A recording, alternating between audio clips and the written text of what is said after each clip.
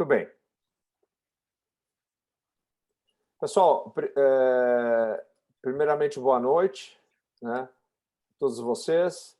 Eu sou Luciano Funchal, estou atualmente como diretor científico da SBOT Santa Catarina, aqui no biênio 2021-22, aí, comandado pelo presidente Henrique Eisenberg, e a gente está aqui nessa nossa reunião científica, que é um modelo novo, né, onde a gente está fazendo sempre esses tributos a grandes ortopedistas do mundo, né, que é o chamado nome por trás do médico, o médico por trás do nome, né, e trazendo, obviamente, sempre ortopedistas também de renome nacional e internacional, aqui da ortopedia brasileira, para poder falar isso, fechando depois com uma mesa redonda para discutir sobre o assunto. Fundamentalmente, um dos aspectos mais importantes dessa reunião é tentar levantar novamente as questões relacionadas a epônimos, né, que fizeram, né, ou seja, os grandes nomes da ortopedia que fizeram a ortopedia que nós hoje aqui que estamos podemos praticar da melhor forma possível, né? Então eu acho que nada mais do que você poder fazer isso, né? E é um respeito até à história da nossa especialidade, que é uma especialidade extremamente rica, importante, né? Que contribui muito para a medicina.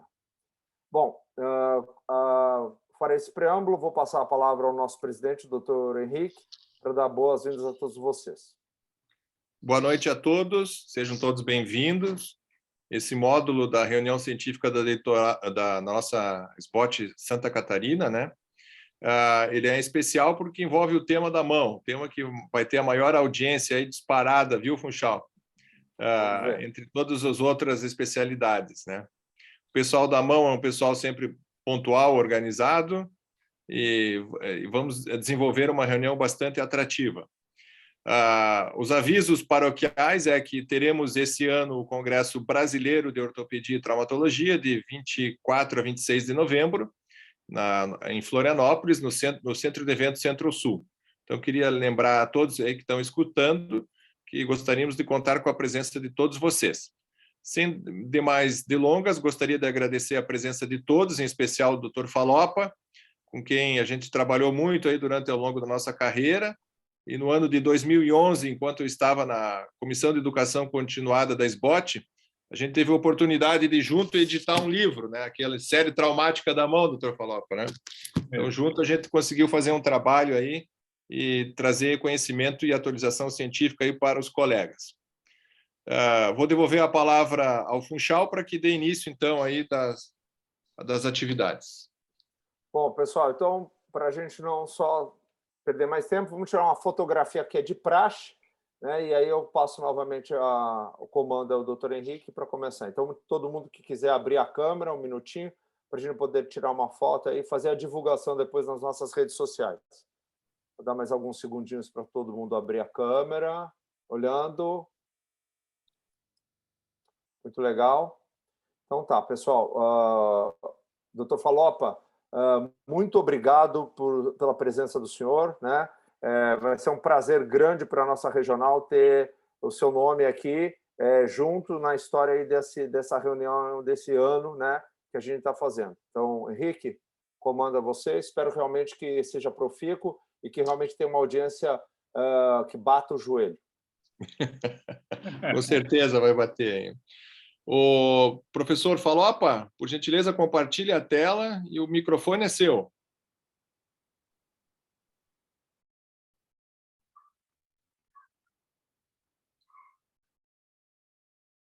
Tudo bem?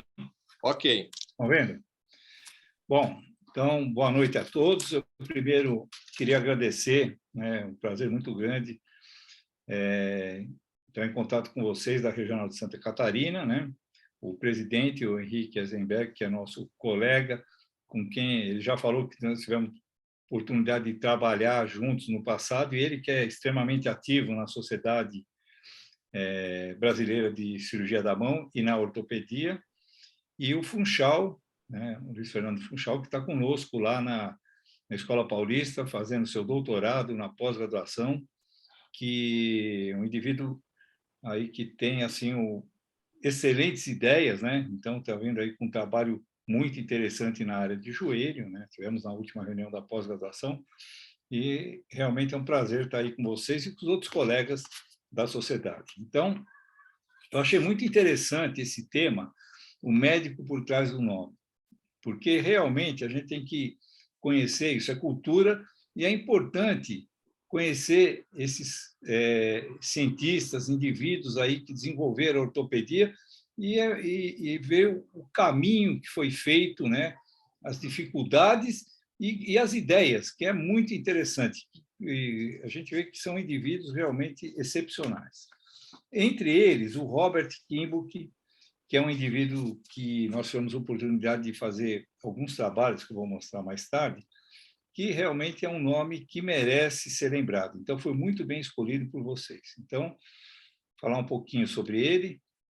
Ele nasceu na Áustria, né, em 1871, e já com 24 anos ele fez o doutorado na Universidade de Viena, na Áustria, um indivíduo extremamente ativo, inteligente, e no ano seguinte ele já procurou, visitou Paris e Londres para continuar os estudos na medicina. Então, um indivíduo muito curioso e que, nessa viagem, ele conheceu a radiologia. A radiologia estava começando, e não se falava ainda de radiologia no mundo, poucos lugares, e ele ficou lá um ano, aprendeu alguma coisa sobre essa nova especialidade, que, na verdade, nem era especialidade, e quando retornou a Viena, ele foi trabalhar com um otorrino e já se interessou pela radiologia e queria implantar isso. Então, 3 anos após ele voltar,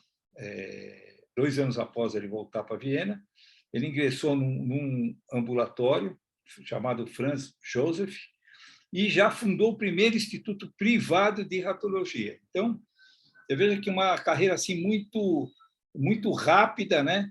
E um indivíduo muito interessante. Então, em 98 ele já fez uma primeira publicação sobre pneumothorax, já falando, já aplicando esses conhecimentos de radiologia. E em 1900, apenas 5 anos depois da descoberta do raio-x, ele já iniciou pesquisa na nossa área.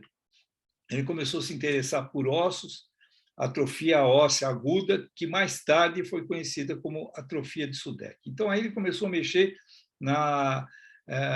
principalmente com o aparelho locomotor e particularmente com os ossos. Ele ganhou uma reputação extraordinária porque era um indivíduo que, além de falar o alemão, ele falava várias outras línguas. Então, ele começou a ganhar um destaque na Europa. Em 1903, ele começou a surgir problemas com a irradiação. Então, ele começou a estudar esse assunto e já em 1903, vejo que em muito pouco tempo, 3 anos depois desses trabalhos que ele estava realizando nesse centro, ele fez um aparelho, né, para medir e dosar o raio-x para poder avaliar essa confiabilidade desse aparelho, né? E esse aqui é o aparelho, ele está lá no Instituto de História da Medicina da Universidade de Viena. Então, foi o primeiro aparelho para poder avaliar essa nova técnica, essa irradiação, que estava causando alguns problemas em alguns colegas, apesar do pouco tempo do uso do raio-x. Em 1905, Kimball participou da fundação da Sociedade Alemã de Radiologia e 2 anos após ele já publicou um manual sobre radioterapia. Então, intensa atividade nesta área. E os membros do corpo docente da Escola de Medicina de Viena criaram o primeiro departamento de radiologia da Áustria e deram a chefia exatamente para Robert Kimball. Isso aqui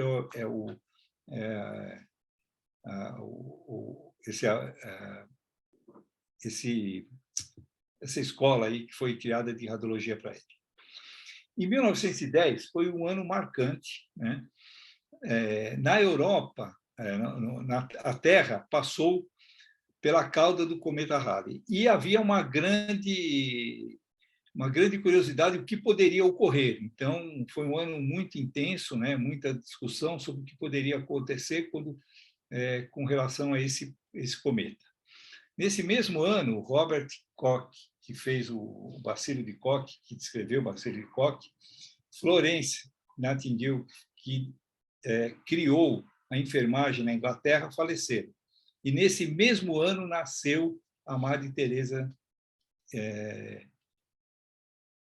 a Madre Teresa de Calcutá. Em 1910, o Kimbuck, então, publicou o trabalho sobre a Lunatum malacia, que depois nós vamos falar.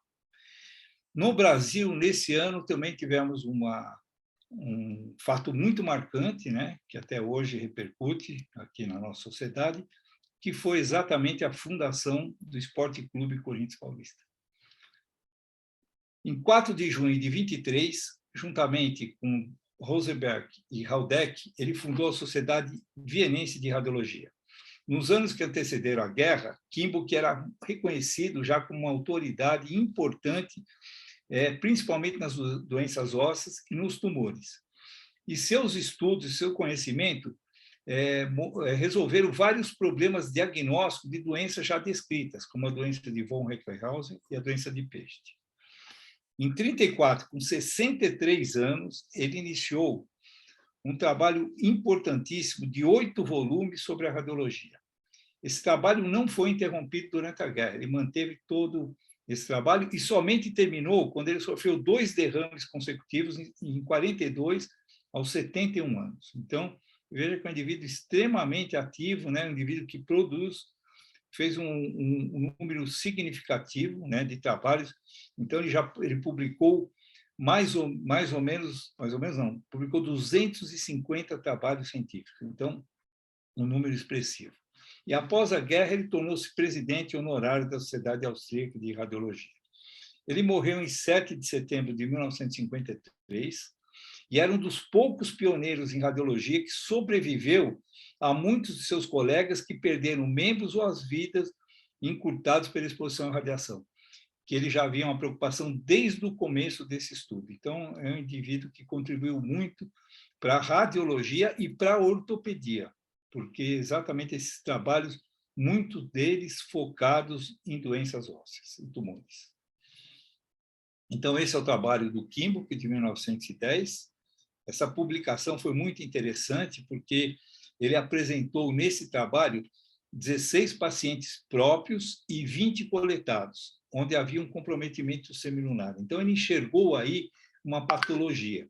Sugeriu várias hipóteses como fatores causais, distúrbio vascular do semilunar. Então, ele achava que talvez o principal fosse o distúrbio vascular do semilunar, causado por uma ruptura dos ligamentos e vasos sanguíneos, causada por trauma, subluxação ou trabalho. E ele fez uma classificação dessa patologia em 2 tipos. Um que ele chamou de lunatum bipartitum, que era a dissociação do semilunar em 2 fragmentos iguais, um sendo um volar e um dorsal, e o lunatum partitum, que era com vários fragmentos pequenos. E também falou sobre o tratamento. Ele preconizou medidas como massagem, compressa quente, entre outros, um tratamento clínico para os pacientes e para as fases de dor. E para aqueles que tinham uma limitação funcional importante, ele já indicava a excisão desse osso. Então, veja que é um trabalho completo, falando desde o diagnóstico até o tratamento. Então, essa doença, nós vamos falar um pouquinho sobre ela, mas nós temos assim um interesse muito grande. Veja, na Escola Paulista de Medicina, nós fizemos 7 teses, sendo 3 de doutorado, e 4 de mestrado. Eu tive a oportunidade de fazer a de mestrado e doutorado sobre esse tema, e vários outros colegas, João Batista, o Walter Fukushima, o Santa Rosa e o Luiz Ângelo, fizeram também seus trabalhos sobre essa doença de Kimbuck. Então, a doença de Kimbuck é a necrose do semilunar, aqui é um aspecto. Na verdade, o diagnóstico ele é um diagnóstico por imagem, mas a necrose ela é constatada por anátomo patológico. Então, esse é o aspecto de uma doença. E, em relação ao histórico, 2 outros autores falaram sobre essa patologia. Peste, em 1843, ele descreveu um colapso do semilunar, uma descrição isolada, né? E Tanner, em 1883, falou sobre variações anatômicas, onde ele observou que existiam variações anatômicas do semilunar, mas foi Kimball quem realmente anteviu aí que seria isso uma nova patologia, e com aquela descrição realmente merecidamente recebe o nome até hoje de doença de Kimball. Então, um epônimo faz jus a esse trabalho. E a etiologia. Então, existem várias teologias, como todas as necroses, né? A gente não sabe, na verdade, a causa das necroses. Em qualquer outro lugar também existem várias hipóteses, né? Do colo bifêmeo, do talos, do escafoide, etc. Mas descrições sobre o Kimball, falando sobre fratura por compressão, lesão vascular extraóssea por trauma, microtraumas de repetição, entre outras causas. Mas, na verdade, a gente não conhece exatamente a etiologia. Um fator que está associado e importante é a variação lunar. Então, nós vemos aqui, na variante Binus, o semilunar acaba sofrendo um impacto aqui do carpo que vai promover maior pressão sobre esse osso. Então, nos casos, na verdade, que existe a necrose, se o paciente tem a variante Binus, a chance de evoluir e uma deformidade para os graus mais avançados realmente é maior do que outras variantes, né? Mas ela pode ocorrer com qualquer variante. A idade, a incidência maior é indivíduos adultos, né? Fazem entre 20 e 40 anos, mas pode ocorrer também em indivíduos mais jovens. Aqui é um caso nosso, ainda um adolescente que também apresentava a doença de Kimball. Mas a maior incidência realmente é nessa faixa etária. E por isso que se pensa e se descreveu na literatura que são indivíduos numa fase de muita atividade, que o trauma poderia ter alguma influência. Sintoma eminentemente dor no punho, né? Edema pode estar associado nos casos de sinovite, mas é uma dor insidiosa, né? Que não tem assim uma relação, pode aparecer em qualquer outra patologia. A limitação articular, a diminuição de força, vai ocorrer gradativamente à medida que a doença progride. Então, é um diagnóstico que a gente tem que pensar sempre, porque não é característico, não é patognomônico, não temos nada patognomônico em relação aos sinais e sintomas dessa doença. O diagnóstico é feito por imagem, né? O quadro clínico associado à imagem radiográfica. Então, a imagem de raio-x o exame radiográfico vai mostrar uma alteração do semilunar, mas nem sempre, né? O grau 1 a gente sabe que isso não vai ocorrer. Então, outros exames podem ser necessários, né? Tomografia, a cintilografia e a ressonância magnética, que é o padrão ouro quando pensamos num Kimball grau 1, né? Que tem que se fazer a ressonância para todo mundo, mas naqueles casos que a gente tem uma forte suspeita, é um exame interessante. Classificação, o estadiamento, existem várias classificações, o estadiamento mais utilizado é o de Littmann, né, de 77, modificado em 88, em que ele classifica em 4 tipos, né? Grau 1, o raio-x é normal, veja esse caso aqui, um paciente jovem com dor no punho, né? Que não tinha nenhuma alteração radiográfica, mas permanecia a dor, e na ressonância magnética a gente vê aqui uma ausência total do sinal, então já existia uma necrose desse osso que certamente iria evoluir para uma destruição, uma degeneração, destruição, diminuição do tamanho do osso. E existe ausência de sinal. Aqui um outro caso, veja, esse paciente aqui é um paciente nosso também, que tinha não o raio-x normal, que também com dor, que sumiu por um tempo. Quando voltou, a gente já vê aqui uma evolução importante já do semilunar. Então, aqui era um grau 1, que não tinha nenhuma sintomatologia. Então, paciente com dor nessa região, nós não podemos simplesmente falar que não tem nada, tem que avaliar e acompanhar o indivíduo, né? Se a dor permanece, se o indivíduo permanece com sintomas, a gente tem que pensar nessa hipótese. Estágio 2 já é mais fácil, aí o radiográfico já tem aumento da densidade, né? E a arquitetura ainda é normal. No grau 3, nós já temos uma fragmentação do semilunar e aí já tem uma alteração do carpo. Então, no Littmann 3A, é aquele que tem uma alteração do semilunar, colapso desse osso, mas ainda não tem uma rotação importante do escafoide. E o 3B já existe uma rotação importante aqui do escafoide, né? A gente vê aqui um sinal do anel, então já tem uma desestruturação mais importante do carpo. E o estágio 4 é aquele que já existe uma artrose, né? O semilunar aqui destruído, uma artrose radiocárpica, aqui uma artrose com escafoide já, no estiloide radial, então já é um grau mais avançado que existe mais limitação. O tratamento ele pode ser discutível também, né? Tratamento conservador descrito na literatura ou tratamento cirúrgico. Então, o tratamento conservador é muito controverso, porque, assim como as outras necroses, a gente não sabe a etiologia e não sabe como vai evoluir. De um modo geral, o tratamento conservador ele não impede a evolução. Tem trabalho na literatura mostrando um relato de casos em que os pacientes tratados com imobilização por um período longo, em média de 3 meses, mesmo assim, um número significativo desses pacientes evoluíram para colapso independente da imobilização.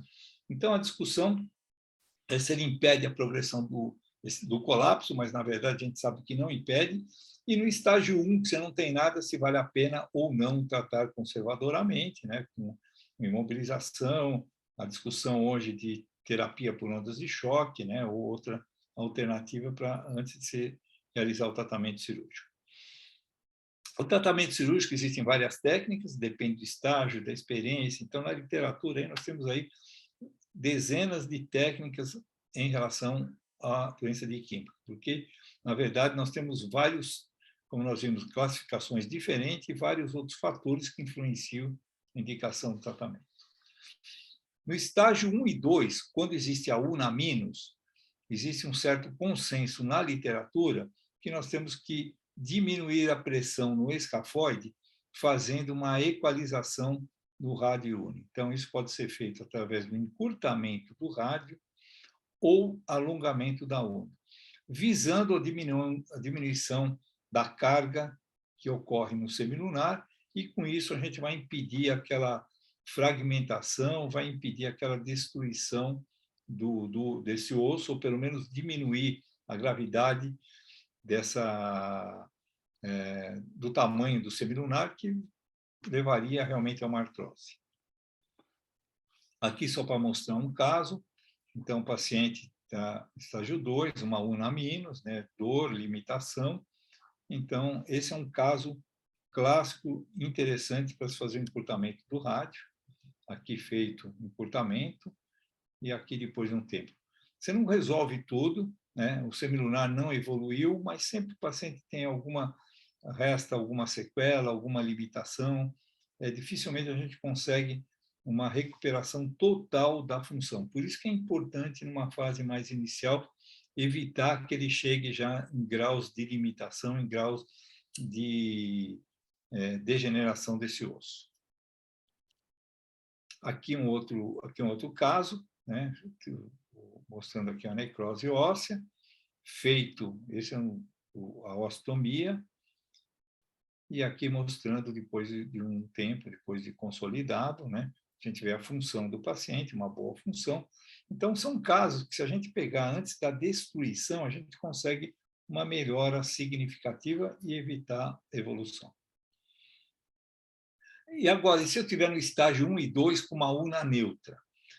Na literatura, tem autores que ainda mesmo assim fazem um encurtamento do rádio, né?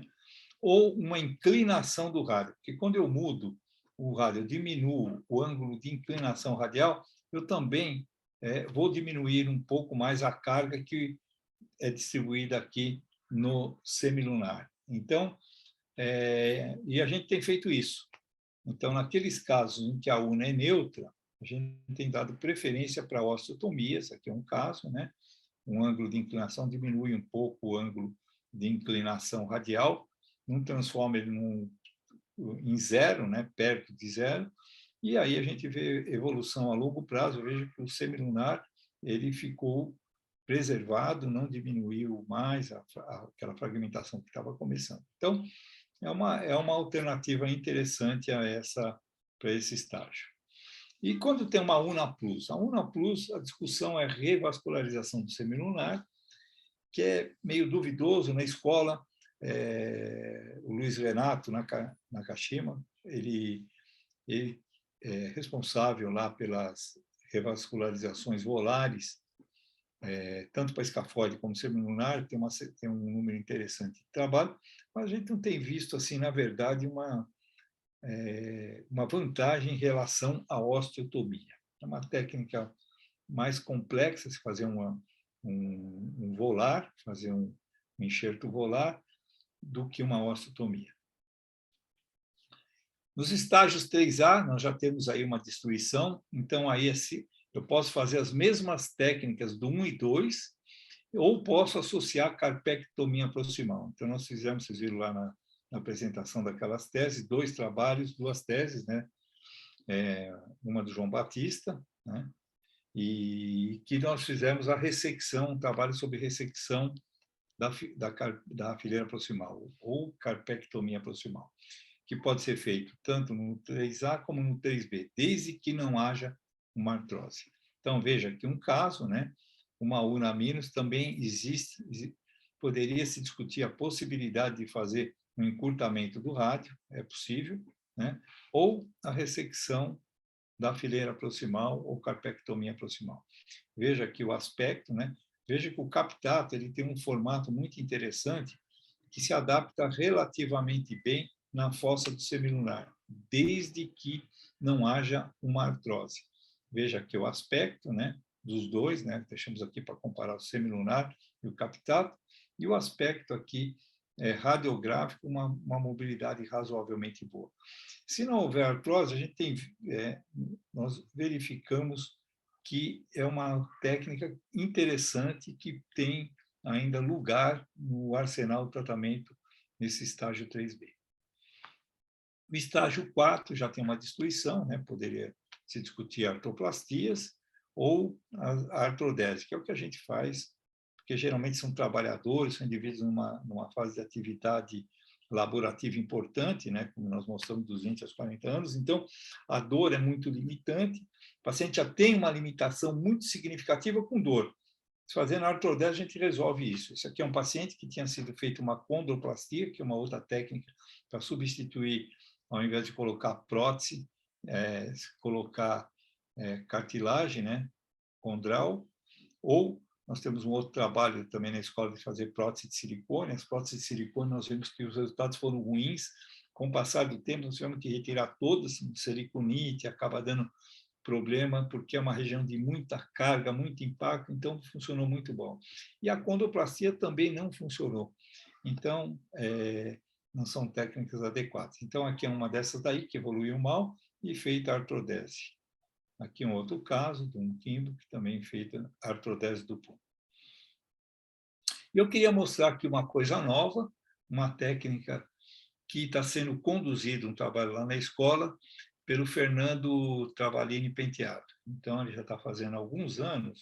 O Fernando é um cara assim, muito engenhoso, é um cara que sempre fica pensando em coisas novas, em técnicas, e a discussão naqueles casos que já tem uma artrose, que não é uma artrose acentuada, ou que até tem uma artrose que tem uma indicação de fazer uma artrodese, ele começou a propor um trabalho que eu vou mostrar para vocês, que eu acho que é interessante, é bem engenhoso, que é a carpectomia proximal associada a um resurfacing do rádio. Então, o que é feito? É retirado, quando se retira o escafoide, se pegar a porção do escafoide, que ele tem cartilagem praticamente em todos os lados, o lado que não há artrose, se retira um enxerto e usar esse enxerto ossicondral no local do semilunar para que o captato possa ter uma zona de articular com um tecido de boa qualidade. Então, ele começou a fazer isto, aqui mostrando um grau 4, veja uma artrose aqui, já tem uma artrose também na toda a radiocárpica, né? E a técnica aqui mostrando um aspecto, né? Aspecto radiográfico. Veja uma artrose aqui importante, né? O rádio já com uma destruição. Então, é feita a carpectomia proximal, se pega o rádio, aquela parte dele que não tem artrose, que está ali com o captado, é feito, retirado um enxerto. Este enxerto ele vai ser colocado aqui no rádio, que deve ser preparado, cuidado com a inserção da fibrocartilagem triangular, né? Aqui o aspecto, aqui o captado, já feita a ressecção da fileira proximal. Aqui a colocação deste enxerto, que é fixado com fios, pode ser com parafuso, a gente tem feito com fios de Kirchner. Aqui a fixação do enxerto. E aí nós vamos ter uma superfície articular, veja, muito adequada para o captato. Então, isso vai prevenir. Então, a gente pode adiar. Se falhar, tem a possibilidade da artrodese, que já seria feita normalmente. Então, aqui é o aspecto radiográfico, intraoperatório, né, controle radiográfico, mostrando aqui com 2 semanas, aqui o enxerto, fixação,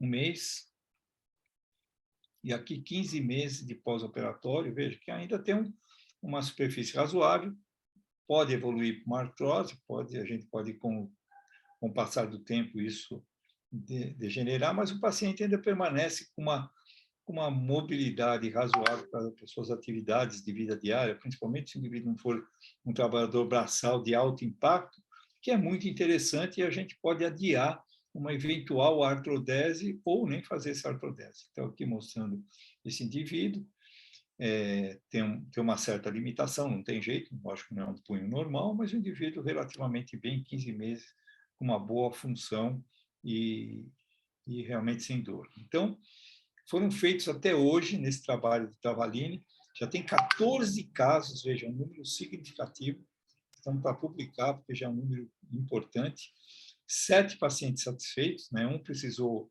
revisão, foi feita uma capsuloplastia que está satisfeito, mas não sabemos como vai evoluir. Tem um com dor persistente, mas não quis operar. 2 evoluíram para artrodese total e 3 perderam o segmento. Dos 14, 11 que foram avaliados, então, tem aí um número significativo de pacientes, né, que estão satisfeitos com a técnica. Então, mostrando que é uma alternativa, é algo que a gente pode pensar, inclusive, para outras patologias. Então, o quimbo, que ainda é um assunto polêmico, por isso que merece realmente discussão, né? E a gente vê isso na sociedade, na Federação Internacional de Cirurgia da Mão. Eu tive a oportunidade de participar lá atrás, em reuniões desse comitê. Foi criado um comitê de quimbo, que foi para discutir alternativas ao tratamento, ao diagnóstico e mesmo prognóstico dessa patologia. Como conclusão, a etiologia é indefinida, como todas outras necroses, né? O diagnóstico precoce realmente é importante, porque muitas vezes passa, principalmente naquelas fases iniciais, que se o indivíduo não tomar cuidado, ele não faz o diagnóstico e aí perde a oportunidade de fazer alternativas para prevenção, né, da evolução da necrose e da fragmentação do osso. E o tratamento cirúrgico, né? Então, aí depende de vários fatores, como eu mostrei a nossa experiência. Existem outras técnicas também que podem ser feitas, depende da experiência do cirurgião e o grau, etc. E o prognóstico dele é um prognóstico também que varia. Tem, como outras necroses, tem necrose que varia, que evolui rapidamente, mas tem muitos fatores, como principalmente a carga, que faz com que isso piore muito rapidamente. Então, nós podemos entrar aí com cirurgiões, né, o cirurgião de mão, o ortopedista, atuando na diminuição da carga, do impacto, porque esse osso tem chance realmente de evoluir. As necroses, a gente sabe que tem muitas delas são autolimitadas, mas a gente não pode deixar de destruir, como a cabeça do fêmur, por exemplo. A gente sabe que às vezes 1 ano e meio, 2 anos para evoluir uma necrose. É muito difícil você tirar a carga. No punho, isso é mais fácil.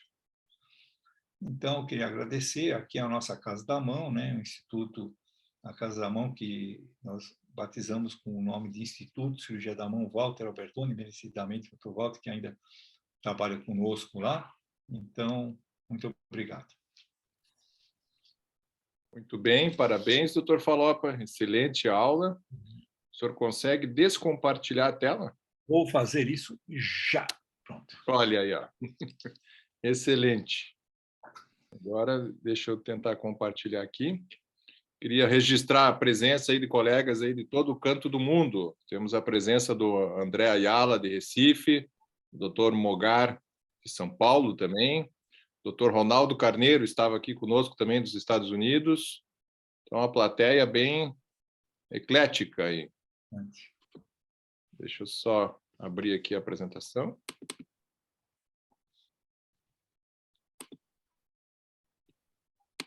Compartilhar. Ok. Estão vendo a tela? Sim. Deixa eu só baixar um pouquinho aqui. Muito bem. Então, na sequência dessa maravilhosa aula aí, que abordou todos os aspectos históricos, o médico por trás do nome, toda a história de Kinbock, os seus aspectos clínicos, da fisiopatologia, do tratamento, que o doutor Falopa aí nos abrilhantou com os conhecimentos, a gente vai dar a sequência com uma mesa redonda moderna, que eu vou fazer a moderação. Os debatedores serão o Christian Golo de Oliveira, de Concórdia, o Cristiano Paulo Taca, nosso ex-presidente aí de Florianópolis, o Fabian Perucchi, de Criciúma, o Luiz Guilherme Lenzi, de Blumenau, que ele é egresso da Escola Paulista, o nosso secretário Leonardo de Pieri Lanzarin, de Florianópolis, e também todos os demais membros aí da Sociedade de Mão e colegas que queiram participar, podem levantar a mão através do chat ali, fazer sua pergunta, e eu aqui na função de moderador, eu vou compartilhando as perguntas para os debatedores. E o professor Falopa, também é nosso convidado aí para quando se sentir que é o momento de alguma colocação pertinente, por favor, fique à vontade. Então, essa é a nossa clínica aqui em Joinville, o IOT Joinville. Esse é o nosso núcleo, com o Valdir, eu, o Adriano, o Thiago e o pessoal do ombro ali, o Thomas, o Renato, o Gabriel e o Felipe. E ainda como mensagem paroquial, esse ano a gente está fazendo o 54º Congresso Anual SBOT aqui em Florianópolis, que era para ter sido realizado presencial em 2020, teve que ser transformado em virtual. Mas toda a equipe aí do Jorge Santos Silva, nosso presidente, o Valdemar, de Florianópolis, o João Maurício, do Rio, o Ivan Chacur, nosso colega da mão de Santa Casa de São Paulo, como tesoureiro, e eu, como presidente da SBOT Regional, estamos convidando vocês a participar nesse que vai ser um grande evento da retomada dos congressos presenciais da ortopedia. Bom, os casos que eu vou apresentar aos colegas, não tem pegadinha, e a gente vai versar sobre orientações ao paciente sobre o diagnóstico, exames complementares, a experiência de vocês, classificações, se usam ou não usam, e como que vocês conduzem o tratamento. E alguma dica ou truque que vocês tenham sobre uma determinada técnica ou algum determinado exame complementar ou diagnóstico. Enfim, sobre a patologia, com esse que vai ser o foco da pergunta. Como o professor Falopa comentou da classificação de Littmann, ela tem foi feita agora uma revisão, ela tem uma pequena variação, professor. Tem mais um grau ali, o grau 3C, que é quando o semilunar está partido. E no sistema atual de classificações, o Greg Bain, da Austrália, lá, ele classifica de maneira artroscópica também as lesões conforme o estágio de evolução. E o Rainer e Schmidt usam essa classificação de ressonância, principalmente com o uso do gadolínio, para ver se a gente vai ter um semilunar normal, isquêmico, parcialmente necrótico ou completamente necrótico com o uso do gadolínio. Então, eu coloquei esse slide aí justamente antes para lembrar todo mundo das classificações possíveis, tá? E quando a gente vai classificar, se você realmente dá uma importância muito grande para a classificação ou não. Então, vamos aos casos. Esse é uma paciente do sexo feminino, 20 anos, dor em punho esquerdo, uma leve limitação do arco de movimento. Eu vou começar pelo nosso ex-presidente aí, Dr. Taka. O que tu visualiza aí? O que tu já vem na tua cabeça? Qual que seriam as tuas orientações para conduzir o caso? Boa noite a todos. Obrigado pela convite. Eu vejo, então, uma radiografia. Na radiografia do punho esquerdo, tem uma alteração na densidade do semilunar carpiano e tem também um sinal do anel, né, no escafoide, né? Precisava ver o perfil também, mas no escafoide a gente já consegue ver a sobreposição da tuberosidade do escafoide ele está tangenciando ali, então significa que o escafoide talvez já estivesse querendo fletir, mas para calcular o ângulo certinho teria que ter o perfil também, né? Sim. Então, mas eu concordo com a tua classificação aí, Henrique, é uma classificação de 2 ou 3A, né? Mas fiquei só com dúvidas em relação a essa, talvez seja a aquisição da imagem que ficou um pouco, ficou um pouco dobrado, ficou um pouco em desvio radial, em vez de ficar em PA verdadeiro, e aí deu essa falsa impressão do anel ali. Mas seria uma suspeita de uma doença de Kienbock, grau 2 ou 3A. Exato. Vamos passar então para o Leonardo. Leonardo, paciente, então, com 20 anos, suspeita de doença de Kienbock, você tem essa radiografia, o Taka já chamou a atenção sobre a classificação, sobre o sinal do anel. Ele também já comentou que no raio-x comparativo aqui, olhando as duas radiografias, nós temos desvio radial do punho. Tu tem algum critério para pedir raio-x do punho, para quando tu quer fazer a classificação, utilizar a classificação de Littmann, para posicionar a mão? Tu dá alguma dica assim para o teu técnico do raio-x lá, diz, olha, preciso que tu posicione dessa forma e tal, porque eu quero fazer a aferição de ângulos. Tem alguma dica e truque? Boa noite a todos. Aqui uma coisa que eu também achei interessante nessa radiografia é que a gente também pode ver uma alteração na articulação semiluno-piramidal ali, né? O piramidal também já parece ter alguns sinais de artrose ali, né?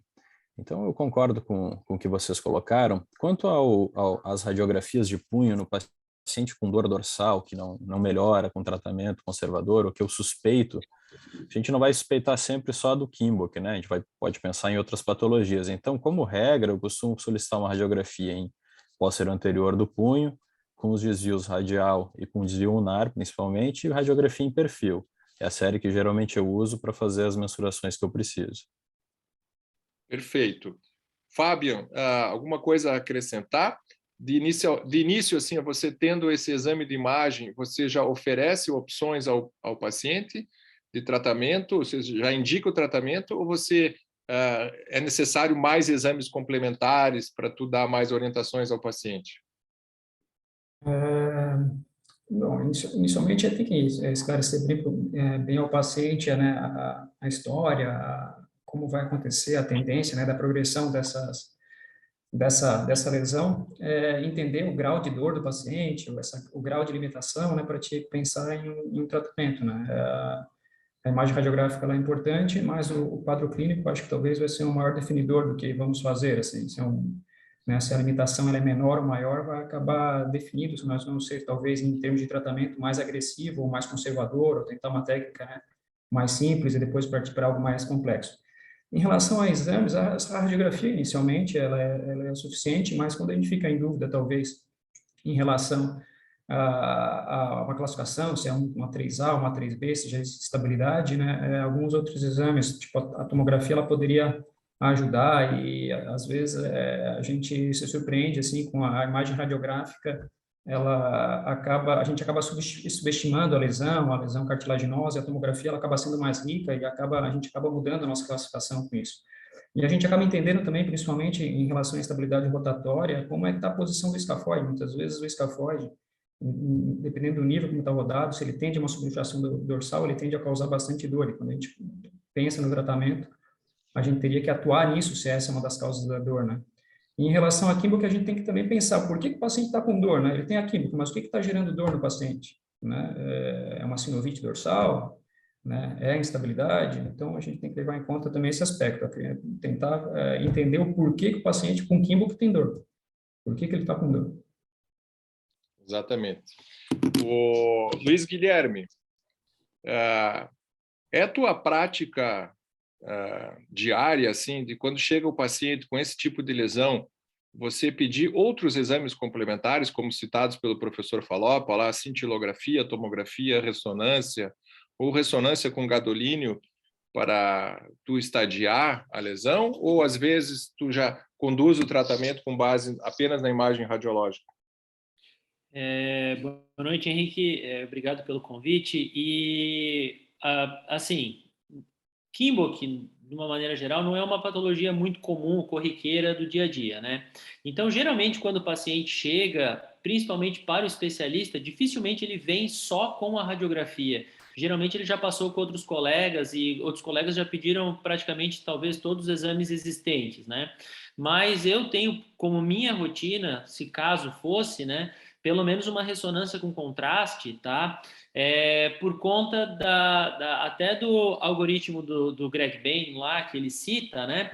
Mas principalmente para estudar superfícies articulares. Tanto o Léo comentou que a superfície articular ali do piramidal já tem algum sinal de estar com algum acometimento. Às vezes é por um boicote até da imagem radiológica, que por mais que esteja bem posicionada, ela às vezes nos engana. Então, como prática nos outros exames, eu solicitaria uma ressonância com contraste para ele, principalmente para poder estadiar e ver bem, né? Ok.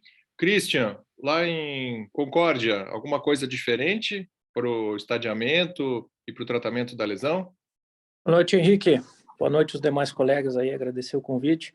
Eu acho que é isso aí, a minha rotina também é ressonância magnética, mas o meu intuito é investigar como é que estão as cartilagens, né, porque o estado da cartilagem pode mudar para mim a indicação do tratamento, né, mas é ressonância magnética mesmo.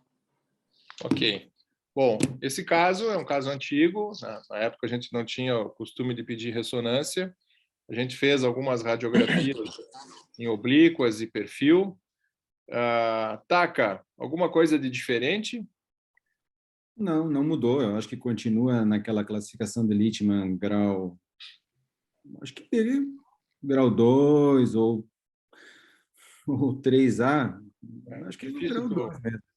Essa classificação, uma das próprias críticas que o Littmann fez, é que às vezes é muito difícil o 2 para o 3A, se tem alteração da altura corpal, né? Embora você faça a aferição do índice carpal lá, muitas vezes tu vai pegar valores limítrofes, né? Entre o 2 e o 3A. Mas, enfim, tu tendo um 2 ou um 3A, às vezes, no algoritmo que ele propõe para o tratamento, às vezes o tratamento é semelhante, né? Tu pode abordar com 2 ou 3 ou 4 opções para cada grau, para cada estágio, né? Taka, como que tu orientaria? 20 anos, tem todo o quadro clínico, a UNA parece ser uma UNA neutra, certo? Tá, eu nesses casos, assim, ó, ela tem dor importante ali, está limitando o movimento dela, como é que é? A dor dela, tu falou que é pequena. Dor no punho esquerdo, eu não tenho a memória exata aqui, mas era uma dor moderada. Vamos dizer assim, está incomodando, ela pode tentar fazer um tratamento conservador, ver se melhora a dor ou não, né, com diminuição da carga, orientações, fisioterapia, terapia ocupacional, mas nesse caso teria, na minha opinião, indicação de tratamento cirúrgico, tá? Não estaria errado já partir para o tratamento cirúrgico. E eu faria um tratamento cirúrgico aí, descompressão. Eu faço descompressão, cord compression, ali, faz uma janela no rádio, e cureta a metáfise e impacta ela no canal do rádio. E com isso a gente tem tido bons resultados, né? Esse é o meu protocolo de tratamento para o Kinvolk 2 e 3A. Na sequência, Leonardo, tratamento. Vamos considerar assim, ó, que ela evoluiu com uma dor moderada, uma escala visual analógica ali entre 4 a 6, que fez um tratamento conservador e que não houve melhora. Qual que seria a tua indicação? O Taka falou na técnica, se não me falha a memória, acho que é o Ilharramendi, né, que é a descompressão, né? Exatamente, Ilharramendi. Ilharramendi. Você tem alguma outra opção, Leonardo? Sim, opções na literatura tem várias, né? A gente viu esses algoritmos que são apresentados nos trabalhos mais recentes, mas de verdade, são algoritmos não validados com trabalhos realmente consistentes, assim, né? Então, vai do que a gente vai conversando, fazendo e vendo os resultados, né? Então, quando o paciente tem a Unaminos, eu costumo fazer a osteotomia do rádio, que não é esse caso, né? Osteotomia de encurtamento. Então, eu concordo com o Taka, seria mesmo a minha conduta seria a mesma que ele deu, seria a cord decompression mesmo. Mas poderia ser feito enxerto vascularizado, poderia ser feito encurtamento do captato, tem várias opções na literatura, mas a minha escolha seria a mesma da dele. Ô, Henrique, posso falar um negócio? No nosso serviço, há uns anos atrás, a gente fez um trabalho, até foi coordenado pelo Dr. Bertelli, um trabalho de enxerto vascularizado, né? E eu concordo com o que o Dr. Falopa falou na apresentação dele, né? É uma técnica mais trabalhosa e os resultados não superam em muito uma descompressão, uma cord decompression ou talvez um encurtamento, né? Antigamente a gente fazia, antes do trabalho, a gente fazia encurtamento do rádio, né? Depois a gente né, começou a fazer esse trabalho ali do enxerto vascularizado e atualmente a gente tem feito essa cord decompression. Na sequência, então, o Taka falou, o Leonardo falou, agora vamos lá para o sul, para Criciúma. Fábio? São duas boas opções nessa situação. Fazendo uma breve revisão da literatura, a gente sempre procura dar uma olhada, a impressão é que o que se transmite nos trabalhos é que as técnicas realmente elas são semelhantes, elas têm resultados, tendem a ser bons, assim, né? E pensando em relação, nesse caso, a cord decompression ou ao encurtamento do rádio, a vantagem realmente do cord decompression é que realmente seria mais simples. O que seria possível associar numa paciente de 20 anos também, com uma dor, um bom arco de movimento e com essa dor aí nesse nível, uma intervenção artroscópica, uma sinovectomia para alívio, né, pelo menos temporário, dos sintomas, né, também é possível lembrar um procedimento simples. Tu consegue fazer concomitantemente com a cord decompression e abordar a articulação e provavelmente fazer uma sinovectomia da articulação. Opa. Eu fui mexer aqui acabei passando o slide ali.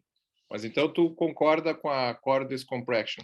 Nesse caso, sim, é um procedimento. Só uma pergunta, que eu acabei abrindo o chat aqui, vocês estão vendo a minha reprodução chat ou não? Não. Não estou vendo. Estão vendo só a apresentação. Eu abri o chat aqui, ele ficou no meio da tela e não tem jeito de sair. Não aparece. Ok. Fala, Christian, o que tu queria comentar? Desculpa, Perucchi, que eu interrompi. Opa, não, era basicamente, era isso. E depois daí tu tem que pensar, daí, dependendo da variante, né, e se não for possível, talvez, o encurtamento radial, daí tem que pensar realmente na osteotomia do captato, encurtamento do captato, né, são essas variações aí para esse caso, né. São várias opções, né. Christian, algum comentário a mais?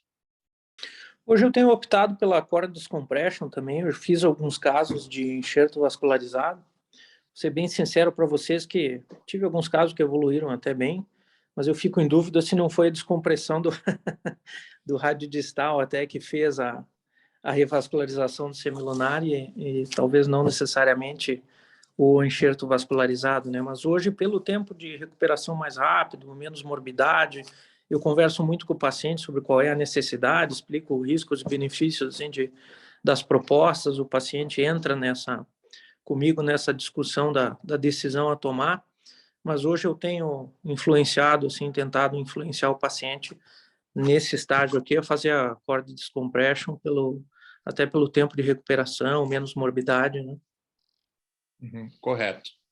Lenzi, alguma coisa a mais? Essa cord descompression, o princípio, tu concorda que ele, o pessoal fala em descompressão do rádio, mas o Ilharramendi ele falava sobre uma teoria vascular, né, onde você faz qualquer osteotomia que tu faz ali na região, tu vai ter um aporte sanguíneo maior com proliferação capilar e aumento de aporte sanguíneo, e que seria isso que faz ocorrer a revascularização do semilunar e de toda essa região. O que tu tem para nos compartilhar aí disso? Eu concordo, era isso que exatamente eu ia comentar, e eu inclusive aprendi com o professor Falopa, que está aqui presente, que quando se existe muitas técnicas para se tratar alguma coisa, ou é porque muita coisa funciona, ou é porque nada funciona, né? Então, partindo dessa premissa, até no fluxograma, no algoritmo do Greg Bain, ele sugere fazer até artroscopicamente a inclusão de enxerto ósseo mesmo esponjoso no semilunar. Então, só pelo fato de tu mexer ali naquela região, já pode provocar um aporte, uma neovascularização, um aporte sanguíneo nesse semilunar, e realmente isso, como o Dr. Christian falou anteriormente, já fazer toda a diferença ali, não só pelo enxerto vascularizado, mas que iam melhorar de qualquer forma.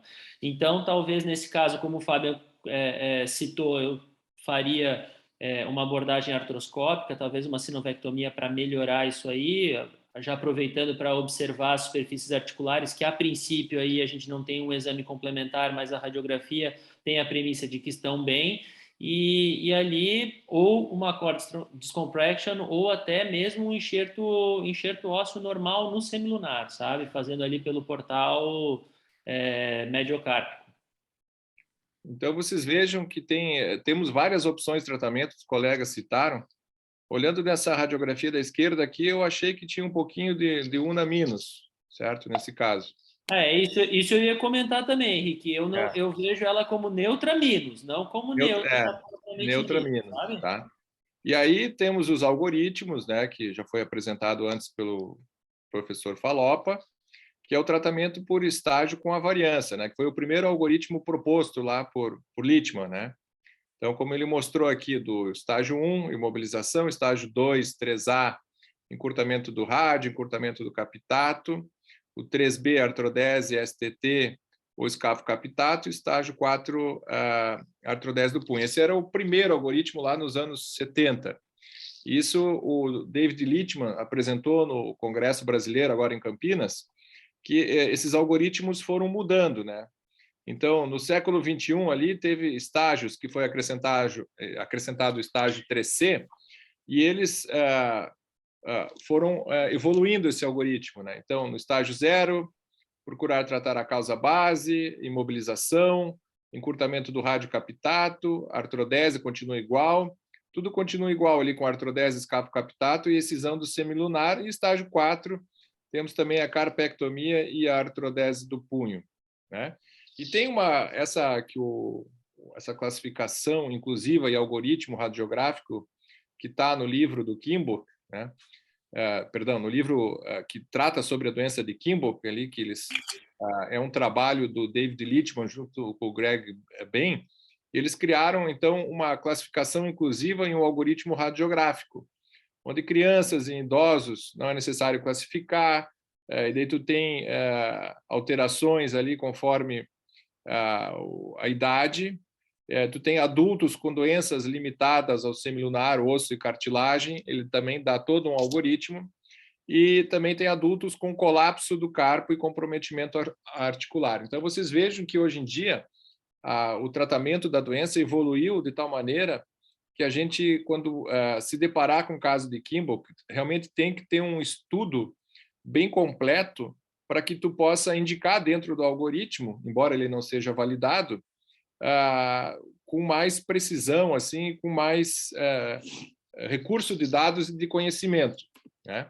Isso é o que está no Green. Vejam o algoritmo conforme a idade. Basicamente é o mesmo algoritmo, né? E conforme o estágio, se está no estágio A, B, que tem comprometimento das superfícies, ou no estágio C, que tem colapso carpal, eles propõem todo um algoritmo, certo? Esse caso eu tratei na época, esse caso aqui já deve ter uns 6 ou 7 anos, eu tenho essa imagem aqui de uns 3 anos de pós-operatório, e eu tratei com uma osteotomia de encurtamento do rádio, certo? Eu fiz ela por um mini acesso volar. A osteotomia de encurtamento foi só um corte no rádio, praticamente não encurtei nada, né? Só o corte da serra e a fixação. E esse é o resultado funcional que eu consegui com a paciente. Ela estava, a última vez que eu vi ela no consultório, com 3 anos e sem dor, e com arco de movimento bastante satisfatório. Vocês vejam na imagem da direita da tela de vocês, a imagem do acesso radial por mini incisão, com um resultado funcional bastante satisfatório. Eu achei que era uma técnica simples, não parti para enxertos vascularizados, mas acredito que também, se eu tivesse feito uma simples osteotomia ou descompressão, eu teria chegado a um resultado semelhante, como foi compartilhado aqui pelos colegas do grupo, que nós temos várias técnicas e podemos ter resultados bons com, às vezes, diversos tipos de tratamento. E esse segundo caso aqui que eu trago para vocês basicamente... Henrique, posso só interromper, fazer um parênteses? Ela tinha 20 anos, né? Pelo algoritmo que tu apresentou ali, 20 anos não precisa classificar e trata conservador, ou só faz exatamente. Né? Só que esse algoritmo... É difícil, né? Eu não... Na minha mão eu faria igual você, eu acho que é isso aí. Parabéns pelo resultado aí. Não, esse algoritmo aqui, ó, na verdade, a gente toma conhecimento quando sai na literatura, né? Porque quando tu vê ele dentro da literatura convencional, os livros, nossos textos, o Green, ele está um pouco diferente. Agora que saiu a 8ª edição do Green, que incorporou o algoritmo, que é esse aqui, entendeu? Então, posso falar uma coisinha? Deixa eu falar. Pois não, então, fala. Só na questão do algoritmo ali também uma coisa importante, assim, que não é que o tratamento vai ser conservador, ele te autoriza a tentar um tratamento conservador e depois vai ver a progressão, né? Se o paciente aí, no segundo momento, se o paciente não evolui bem, daí tu vai para a cirurgia. Exatamente. E dentro do algoritmo, ó, ele conservador, depois quando ele evolui, ó, se observar, quando ele evolui, faz uma pinagem STT temporária, uma descompressão, uma sinovectomia, tá? Quando evolui. Mas esses algoritmos, isso aí vem evoluindo e a gente tem que estar acompanhando, né? Porque a gente, às vezes, tem aquela formação nossa e a evolução do tratamento e de quem estuda isso, você vê, reuniu 2 grandes nomes mundiais, como o Littman e o Greg Bain, e eles 2 juntos editaram esse livro de onde a gente tirou esses algoritmos, né? Até esse livro foi compartilhado aí com a gente pelo Ayala, né? E a gente acaba estudando isso e vê que o conhecimento é extremamente vasto e muda, né, da época que a gente teve a nossa formação. E eu trouxe esse segundo caso aqui para ver um paciente de 39 anos masculino. Isso aqui é só o pós-operatório de 14 anos que eu consegui quando ele apareceu no meu consultório, eu acho que faz uns 3 ou 4 meses, ele apareceu no consultório ali para tratar uma tendinite do punho esquerdo.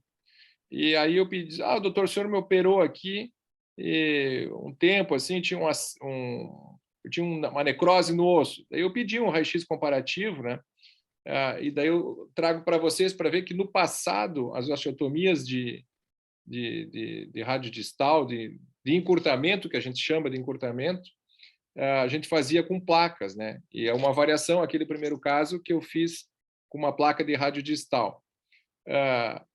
Taka, qual que é a tua experiência com encurtamento? Vamos focar agora nesse caso, assim, encurtamento do rádio.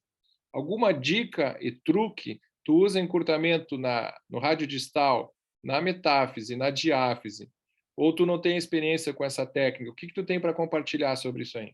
Então, Henrique, eu também sou um pouco mais veterano nesses assuntos também, né? Já estou há 22 anos trabalhando com isso. E eu fazia, e a minha experiência com encurtamento do rádio foi dessa época pretérita, aí do passado, né? E eu fazia com placas, como você mostrou aqui. eu fazia com a placa dessa forma, né? E atualmente eu não faço mais encurtamento do rádio, atualmente faço a descompressão. Então, Mesmo, viu, Taka? Mesmo num caso assim, ó, vamos considerar que é um caso que tem uma UNA minus. Okay. Mesmo na UNA minus, tu faz somente a descompressão? Faço somente descompressão, mas se fosse partir para o encurtamento do rádio, eu faria atualmente com uma placa de rádio distal. Isso é algo que evoluiu. Leonardo. Igual, Leonardo. Henrique. Igual, faria a mesma coisa. Placa de rádio distal, fixaria distal primeiro, posicionaria a placa, faz uma osteotomia praticamente do tamanho da lâmina da serra e fixaria proximal depois. Doutor Falopa, que está aí com a gente, vamos só pegar uma opinião, que o senhor deve ter uma experiência bem vasta. A osteotomia de encurtamento, o quanto de encurtamento que o senhor, que acompanhou todos os trabalhos dos colegas da Escola Paulista, o quanto de encurtamento que realmente, de fato, era realizado? Somente o corte da serra ou tinha uma regra que tinha que fazer a aferição? Olha, deu um encurtamento aqui de 4 milímetros, temos que tirar 4 milímetros para equalizar o punho. Como que era a conduta que o senhor tomava na época? Bom, queria falar um pouquinho. Meu primeiro mestrado, lá em 80 e pouco, foi exatamente estudo populacional da variação UNAR. Eu fiz 400 punhos à medida da variação UNAR. Qual o comportamento dela na população? Mais ou menos 1/3 da população, perto de 1/3, um pouco menos, tem UNA minus. Então, o número não é um número desprezível. Então, a UNA é um número bem significativo. E assim, o encurtamento depende da... Então, nós temos UNA minus de 0,5 centímetro, de 2 milímetros, então depende um pouco. Isso que vocês estão falando de descompressão, professor Laredo, lá atrás, na década também de 80, isso era feito por PERTS. Então, isso não é nada novo. No PERTS se fazia isso, uma osteotomia, na verdade, para melhorar a vascularização. Na verdade, não é descompressão, é vascularização, que é o que é feito por PERTS e é feito no punho.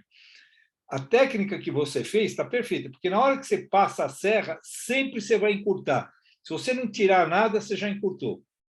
E, dependendo do ângulo, geralmente você pode verificar, naquele seu caso, a diminuição da inclinação radial. Volta lá atrás. Nesse aqui? Esse aí. Volta no anterior. Lá no raio-x, nesse raio-x aí. No raio-x. Acabou então, correndo. Veja, você acaba mudando um pouquinho. Os japoneses, se vocês pegarem o trabalho da literatura, você vai ver que os orientais eles têm uma alta incidência de Kimbuki com UNA plus ou neutra. A maior incidência, você vê que tem trabalhos lá mostrando que tem uma incidência maior do que na nossa população, que nos europeus com UNA plus. E eles fazem exatamente isso daí, essas mudanças, porque isso muda a carga.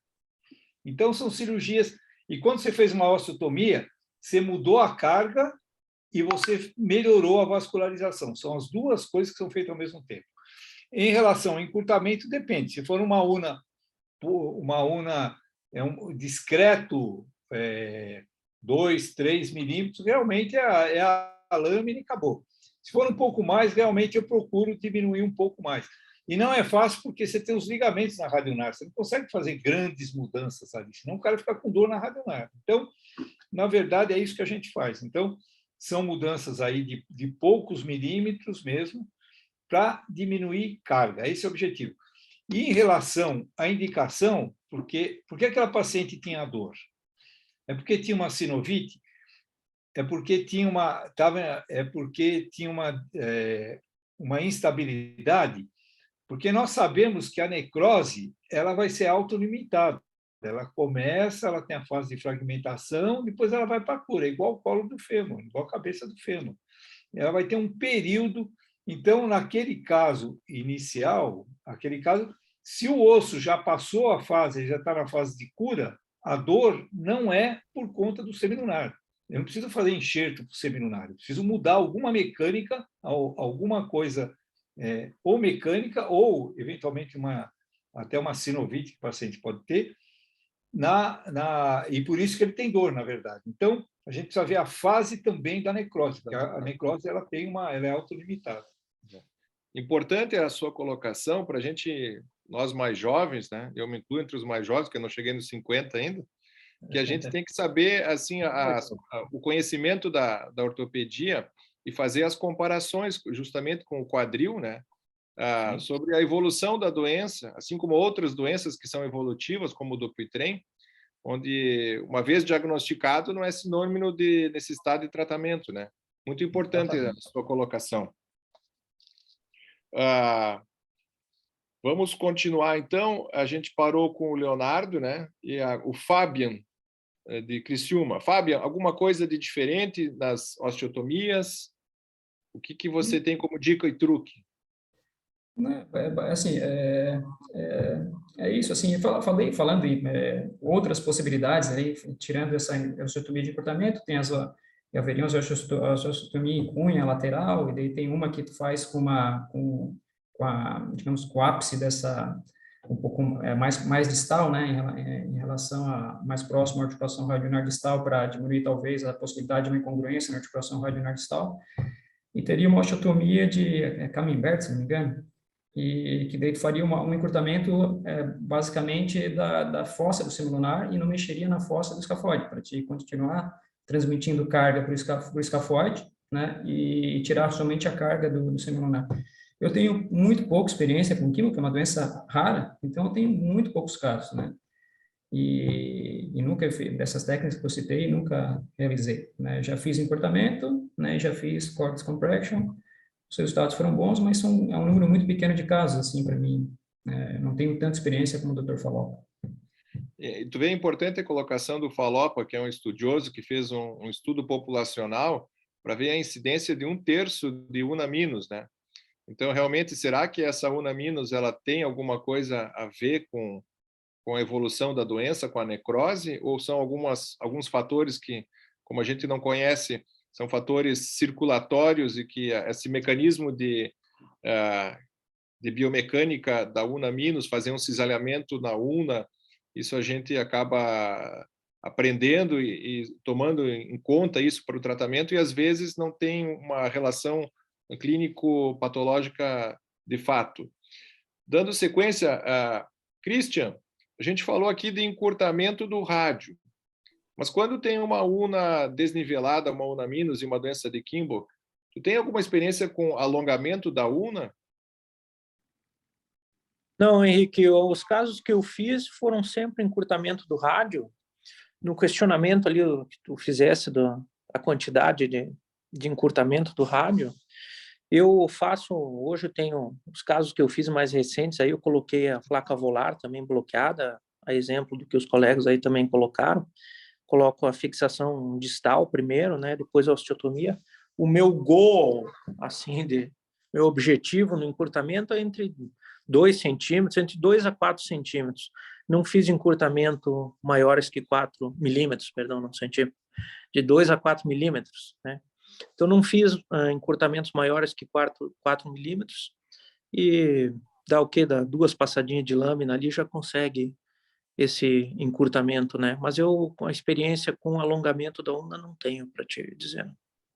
Guilherme, alguma experiência sua ou do seu pai lá, que é um cirurgião também que opera bastante, com alongamento da una?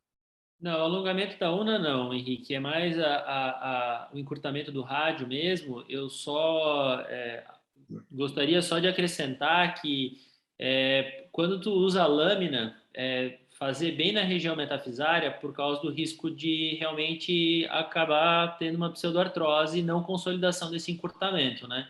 Então, eu uso de rotina marcar com a serra, com a lâmina, mas depois terminar a osteotomia com um osteótomo mesmo, sabe? Por esse receio. Nunca tive, mas eu tenho um pouco de receio com isso e acabo terminando com o osteótomo. É a única coisa diferente do que já foi citado. Ok. Doutor Falopa, alguma dica e truque para evitar a pseudoartrose? E o senhor já teve problema na radioulnar distal pós-osteotomia do rádio? Ou o senhor já encontrou alguém relatando isso? Já tive. eu comecei a mexer com isso muito lá no começo, jovem, né? E eu queria fazer, resolver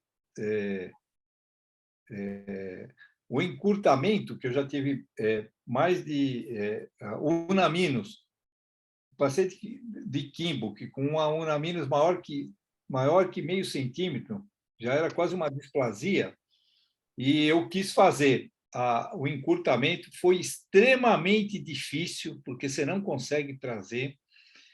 Apanhei bastante e o paciente ficou com dor na radionar distal. Então, é um caso que eu aprendi, porque realmente a gente não precisa equalizar, né? Naquele momento eu queria fazer isso. Fiz alongamento de una, porque eu estava estudando, então até apresentei na aula que eu mostrei. Também é difícil, né? Colocar enxerto, uma cirurgia extremamente, muito mais difícil, agressiva, você tem que ter enxerto e colocar uma placa com maior risco de pseudoartrose. Mas eu não tive nenhuma pseudoartrose do rádio, então todos eles consolidados.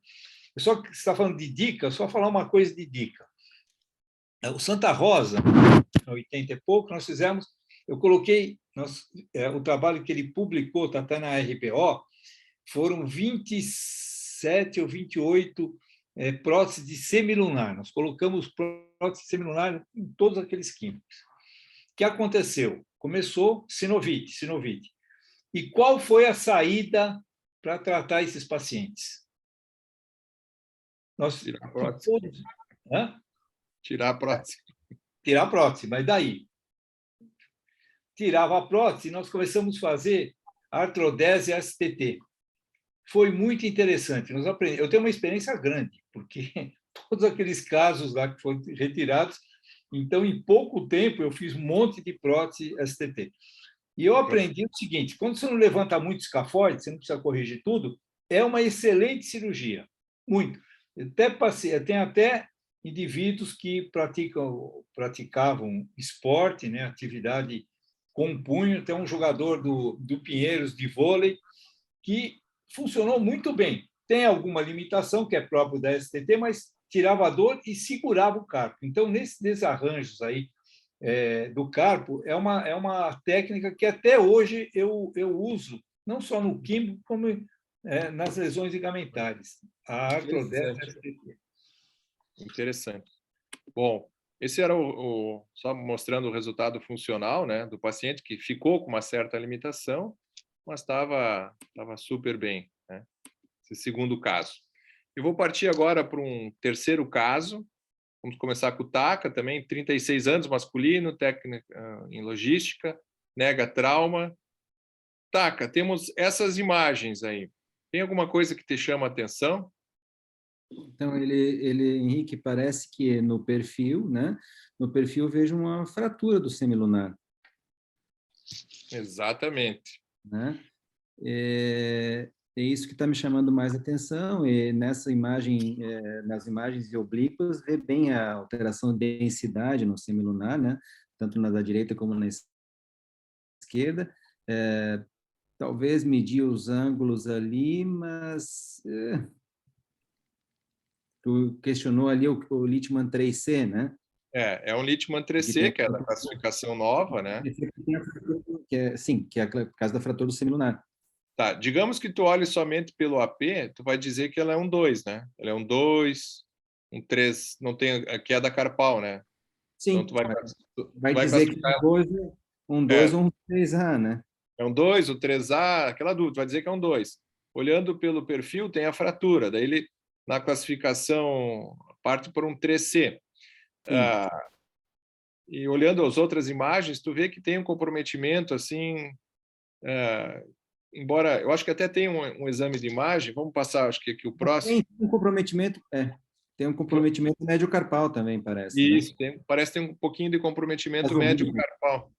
Nas oblíquas. Não tanto. Vamos passar para o Leonardo. Leonardo, então tem um exame de imagem, né? O Taka já salientou bem, a fratura é um 3C. Se a gente fizesse uma classificação artroscópica, a gente ia ver que é um 2B, mas não foi feita a artroscopia, né? A gente pediu uma ressonância, certo, Leonardo? olha só, aqui tem as imagens de ressonância, os cortes de cima não dá para ver nada, os cortes de baixo, dá para ver um pouquinho de uma necrose, as duas imagens inferiores, e aí a gente tem essa imagem aqui, um pouquinho mais detalhada, que tu vê assim uma alteração em T2, e aqui essa classificação ela te mostra com base em T2 e no T1 com gadolínio. Não foi feito com gadolínio, foi feito somente a ressonância com os contrastes lá normais, mas não gadolínio. E aí, tu acha assim na classificação, olhando assim, nós discutimos, pela classificação ela é um 3A, não parece ter uma necrose bem extensa, e vocês vejam como às vezes as imagens da ressonância, conforme se não faz um padrão bem direitinho, injetando gadolínio, para tu ver bem direitinho, como eu vou mostrar num outro caso, tu fica com a imagem confusa, certo? Então, já coloco a classificação, a gente classificou como Schmidt A. Leonardo, tu acharia que, embora tu vendo o raio-x, vendo essa classificação Schmidt A, vendo essa ressonância, dá para a gente não ter uma ideia que ela seria um osso que já tem necrose, que ele não é normal, a gente viu isso no raio-x, ele também não é isquêmico, a gente só ficaria na dúvida se ela tem uma necrose parcial ou completa. O que tu acha, Leonardo, vendo essa ressonância e vendo essa imagem aqui? Pode passar a ressonância para frente ali, Henrique, só para eu ver.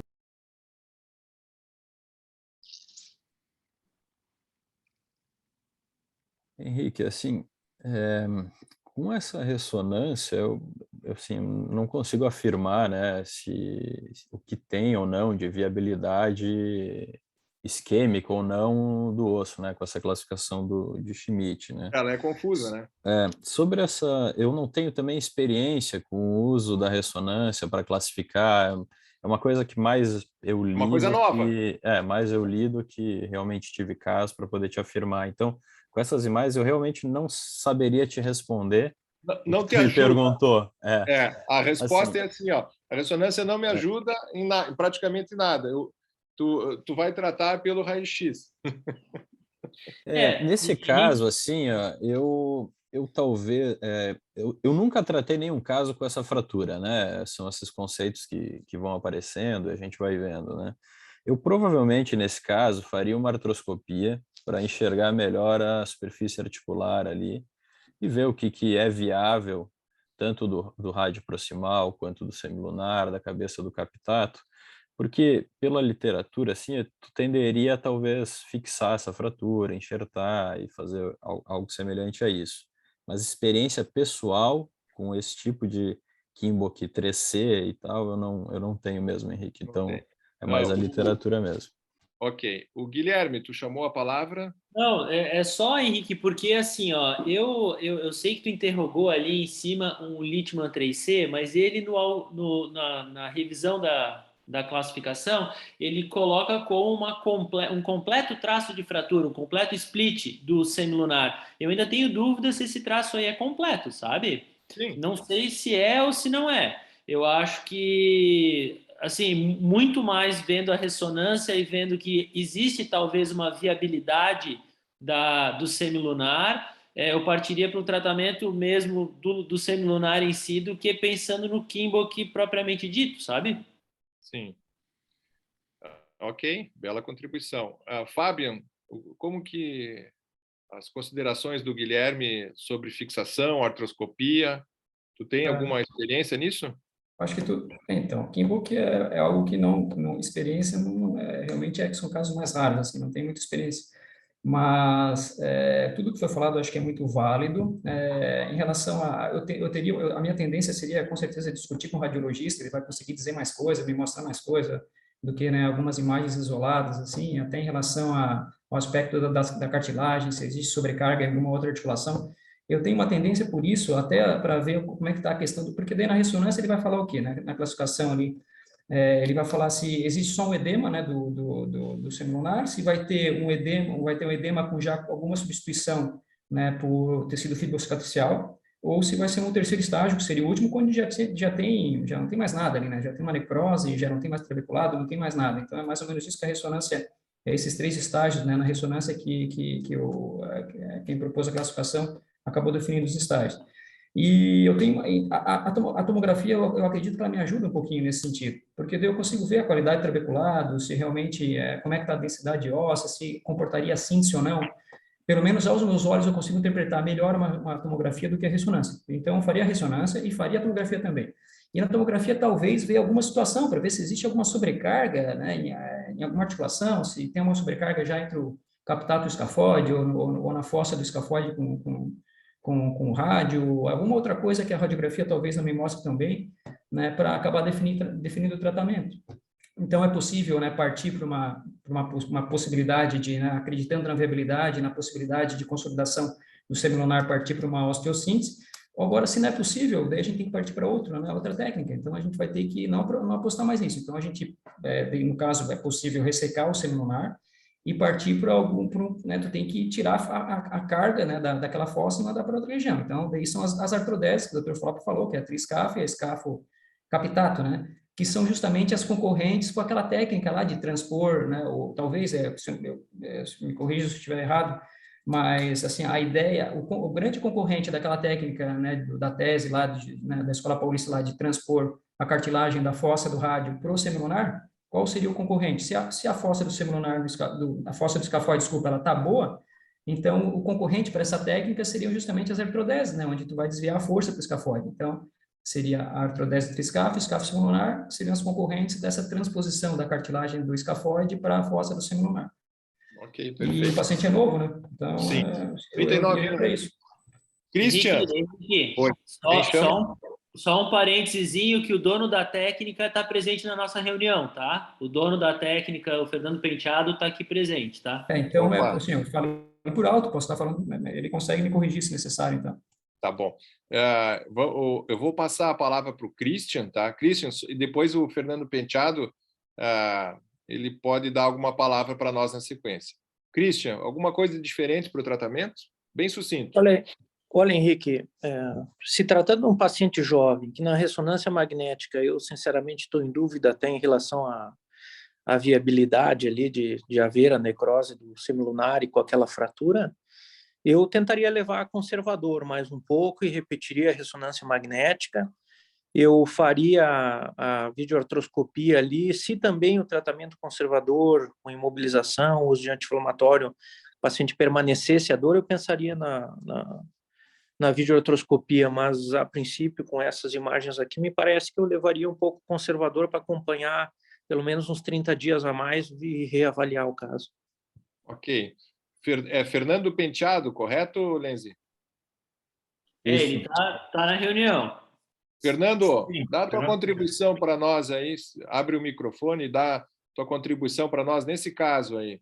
Tu acha que seria uma indicação pertinente da tua técnica de estudo, ou tu acha que outras opções ainda, por alguns achados de imagem aí, seriam pertinentes?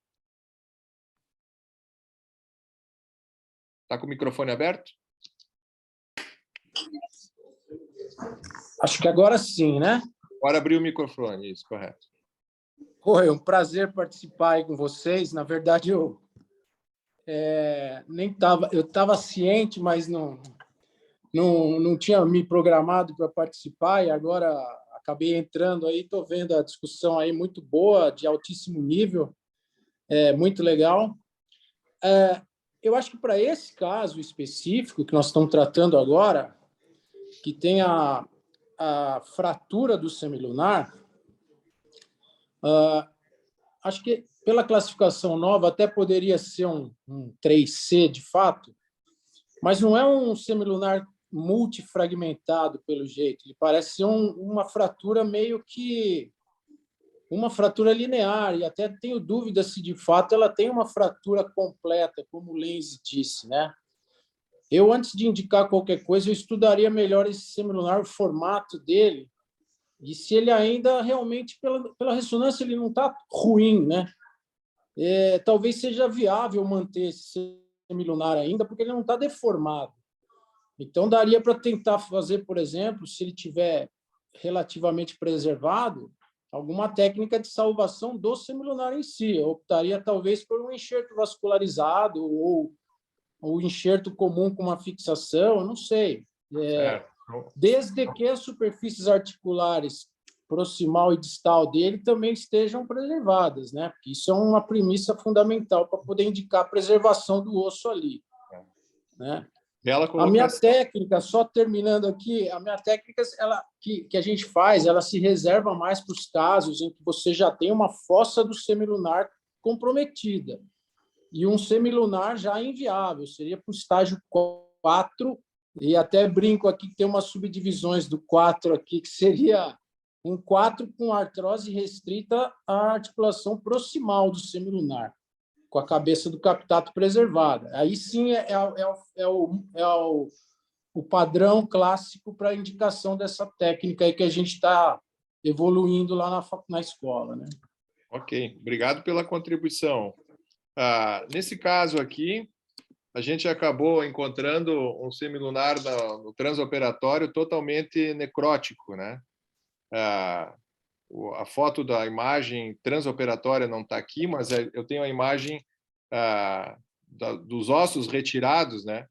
Então, o piramidal à esquerda, o escafoide à direita partido, o caso acabou evoluindo para uma carpectomia proximal e por avaliação intraoperatória eram fragmentos soltos do semilunar, totalmente solto. A ideia era entrar para fazer algum tipo de síntese, tudo como foi comentado, mas pela inviabilidade, a conduta acabou numa carpectomia proximal, por achado de necrose intraoperatório. A superfície do semilunar no rádio estava boa, a superfície do captato estava boa, então foi feito uma carpectomia proximal. É um caso que, enfim, apesar da gente estudar bem com ressonância e com exames de imagem, a gente encontra algumas surpresas, né? Então, acabou evoluindo para essa carpectomia proximal, que é um raio-x transoperatório, né? E então seria esse o resultado que acabou evoluindo. Doutor Falopa, algum comentário sobre algum caso cirúrgico que o senhor já tratou e quando entrou lá o semilunar estava completamente necrótico e não era bem isso nos exames de imagem? Já ocorreu, sim, até porque a ressonância é um exame... quando nós, no início dos trabalhos do Kimbo, que a gente não tinha nem acesso à ressonância. E mesmo hoje, com o custo, muitas vezes a gente tem dificuldade em hospital público, de fazer ressonância, né? Mesmo em plano de saúde. Então, às vezes, você tem surpresa. Agora, só não esquecer que, quando foi descrito por Littmann, o grau 1, quando não tem nenhuma alteração ou uma fratura simples do semilunar. E eu já fiz fixação do semilunar e funcionou bem. Fixação com fios de Kirchner, porque eu não tinha parafuso canulado. E já fiz com parafuso canulado, que funcionou muito bem, desde que o semilunar não tenha uma necrose. Porque, veja, fratura é uma fratura como outra qualquer. O problema é a situação do semilunar. Então, precisa realmente uma fixação, porque é difícil estabilizar essa fratura, mantendo isso em imobilização. Vai ter que deixar um longo período. Então, a própria osteossíntese com parafuso, esses parafusos canulados, funciona muito bem para o semilunar. Então, se houver uma fratura, como você falou, né? Não essa fragmentação, não um osso necrótico, que daí já muda, daí já passa a ser um quimbo que a gente tem que discutir. Eu trouxe esse caso para mostrar que assim, a alteração circulatória e a qualidade óssea, que muitas vezes a gente quer estudar através do exame de imagem, nem sempre condiz com aquilo que a gente encontra, né? Então, a gente olhou a imagem do raio-x, eu também tive a impressão de que eu poderia entrar ali e fazer algum tipo de osteossíntese, e não foi isso que a gente encontrou. O osso estava esfarelado na mão, né? Então, uma frase que o Zeidenberg fala, assim, ó, quando ele usa o enxerto vascularizado dele para escafoide, é de que o enxerto vascularizado salva o osso com isquemia, sofrido. Ele não tira cadáver do cemitério, entendeu? O osso morto é o osso morto, né? É o moribundo e o morto, né? Ele salva moribundo, o morto ele não ressuscita, entendeu? Então, e muitas vezes a gente quer usar técnicas de reconstrução e acaba não tendo resultado satisfatório, porque não indica a técnica correta. Posso fazer volta um pouquinho, assim, nós fazemos assim anteriormente, depois, você vê aquele estiloide do rádio, hoje a gente tem feito uma estiloidectomia, porque às vezes ali é motivo de dor. Então, vale a pena fazer estiloidectomia. Antigamente, doutor Falopa, eu fazia estiloidectomia.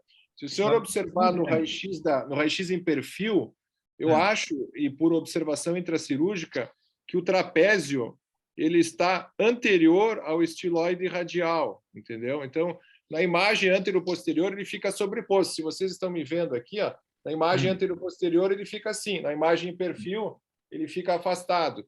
Então, eu não tive essa experiência do que muitos relataram de impacto. A minha opinião pessoal é que muita gente fez estiloidectomia porque olhava esse raio-x no anteroposterior e achava de sobreposição. Se tu olhar esse mesmo raio-x no perfil, a distância entre eles é bastante longe. Não tive esse problema.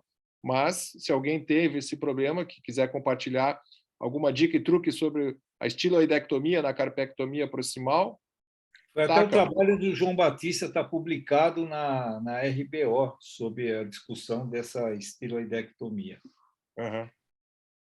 É algo que, embora esteja publicado, assim, na prática clínica eu não encontro isso. Já fiz estiloidectomia e uma vez tive um problema por complicação, que você passa um pouquinho do ligamento, daí tu tem instabilidade, certo?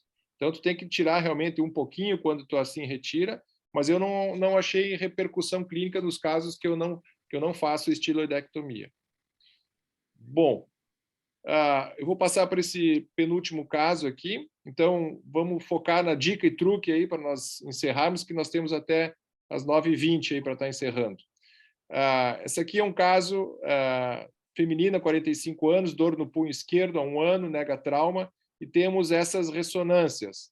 Na ordem, TACA, o que você acha? Essa é uma ressonância aí? Você viu as classificações, viu o raio-x? Alguma coisa assim que chama a atenção? Tem essa imagem aí no centro do semilunar, né, na ressonância magnética, que se repete no raio-x também, né? Mas parece um cisto, né? Parece um cisto, né? Na ressonância parece um cisto, no raio-x também, eu acho que pode ser um cisto, não deve ser um Kimball, talvez. Eu acho que o que fica de recado aqui no Kimball é fazer o diagnóstico precoce, né? E tu usou bem aqui a ressonância para fazer o diagnóstico, e eu acho que não é um Kimball esse caso. Pode, assim, esse caso aqui, ele foi cedido pelo Carlos Oliveira, lá de Passo Fundo, né? E ele considerou que era um Kimball, tá? Então, ele considerou que era um Kimball pelo exame clínico, pelo exame de imagem e pela ressonância. Acho que, deixa eu ver se eu tenho mais outra imagem. Não. Ele acabou realizando uma osteotomia de encurtamento do capitato. Eu trouxe esse caso aqui para pedir a opinião dos colegas, né? Não é um caso é um caso cedido pelo Carlos Oliveira, e que ele considerou como um Kimball e fez uma osteotomia de encurtamento do capitato. Experiência de vocês em encurtamento do capitato, vantagens, desvantagens e complicações. Leonardo. Sim, esse caso tem bastante dúvida realmente no diagnóstico, né, e para a doença de Kimball. E assim, minha experiência com a osteotomia do capitato é nenhuma, eu nunca fiz, e a princípio não seria minha primeira indicação, caso se tratasse de Kimball, que seria o que a gente conversou anteriormente já, seria uma descompressão na metáfise do rádio e não a osteotomia do capitato. Então não tenho experiência com esse procedimento. Fábio, alguma experiência com a osteotomia do capitato?